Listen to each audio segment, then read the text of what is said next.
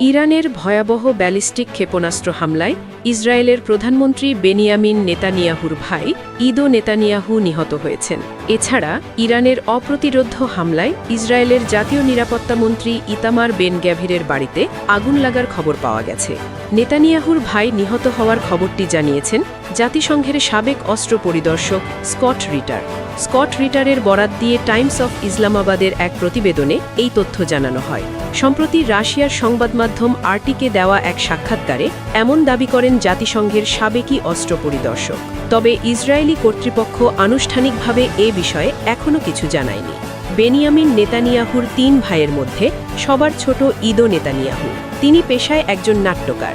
Scott রিটার দাবি, ইসরায়েলের সিজারিয়ায় অবস্থিত নেতানিয়াহুর পারিবারিক বাড়িতে ইরানের হামলায় ইদো মারা গেছেন। স্কট রিড বলেন, ইসরায়েলের কয়েক স্তরের আকাশ প্রতিরক্ষা ব্যবস্থা ভেদ করে সফলভাবে এই হামলা চালানো হচ্ছে। এটি দেশটির সদ্য প্রয়াত সর্বোচ্চ নেতা আলী খামিনেকে হত্যার ঘটনার বৃহত্তর প্রতিশোধের একটি অংশ। এদিকে দখলদার ইসরায়েলকে লক্ষ্য করে ১ ঘণ্টার মধ্যে ৩ দফায় মিসাইল ছুড়েছে ইরান। সোমবার ৯ মার্চ ভোর ৫:৩০টার দিকে প্রথম মিসাইল ছোড়া হয়।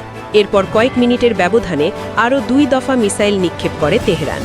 সংবাদমাধ্যম টাইমস অফ ইসরায়েল জানায়, মিসাইল হামলার প্রভাবে তেল আবিব সহ মধ্যাঞ্চল ও অন্যান্য অঞ্চলে সতর্কতামূলক সাইরেন বেজে ওঠে।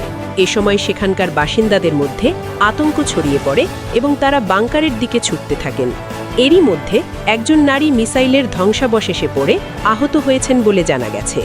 ইরানের নতুন সর্বোচ্চ নেতা হিসেবে আয়াতুল্লাহ মোস্তাফা খামেনির নিয়োগের পরপরই সোমবার ইসরায়েল অভিমুখে বড় ধরনের ক্ষেপণাস্ত্র হামলা চালায় ইরান। অন্যদিকে ইরানের বিরুদ্ধে যুক্তরাষ্ট্র ও ইসরায়েলের চলমান হামলা খুব শীঘ্রই শেষ হয়ে যাচ্ছে বলে জানিয়েছেন মার্কিন প্রেসিডেন্ট ডোনাল্ড ট্রাম্প। সোমবার ফ্লোরিডার ডোরালে সাংবাদিকদের সঙ্গে আলাপকালে তিনি দাবি করেন, এই যুদ্ধ পরিকল্পনার চেয়েও দ্রুত গতিতে লক্ষ্যের দিকে এগোচ্ছে। এদিকে গতরাতে পূর্ব তেহরানের একটি আবাসিক এলাকায় ভয়াবহ হামলা চালানো হয়েছে।